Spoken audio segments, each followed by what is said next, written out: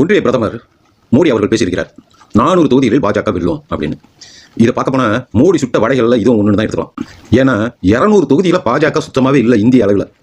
தமிழ்நாட்டில் 38 தொகுதி, புதுச்சேரியில் 1 தொகுதி, கேரளாவில் 20 தொகுதி, கர்நாடகாவில் 3 தொகுதி, ஆந்திராவில் 23 தொகுதி, தெலுங்கானாவில் 13 தொகுதிகள், மகாராஷ்டிராவில் 23 தொகுதிகள், ஒரிசாவில் 13 தொகுதிகள், அவர்களுக்கு முக்கியமான மாநிலமான மத்திய பிரதேசத்தில் கூட 1 தொகுதி, மேற்கு வங்கத்தில் 24 தொகுதிகள், உத்தரப்பிரதேசம் உங்களுக்கு தெரியும், உத்தரப்பிரதேசம் பாஜகவின் கோட்டை, அங்கேயும் ஒரு 3 தொகுதி, பஞ்சாபில் ஒரு 10 தொகுதிகள், ஜம்மு காஷ்மீரில் 3 தொகுதிகள், பீகாரில் 14 தொகுதிகள், சிக்கிமில் 1 தொகுதி, மேகாலயாவில் 2 தொகுதிகள், அஸ்ஸாமில் 4 தொகுதிகள், நாகாலாந்தில் 1 தொகுதி, மணிப்பூரில் 1 தொகுதி, மிசோராமில் 1 தொகுதி மற்றும் லட்சத்தீவுகளில் 1 தொகுதி.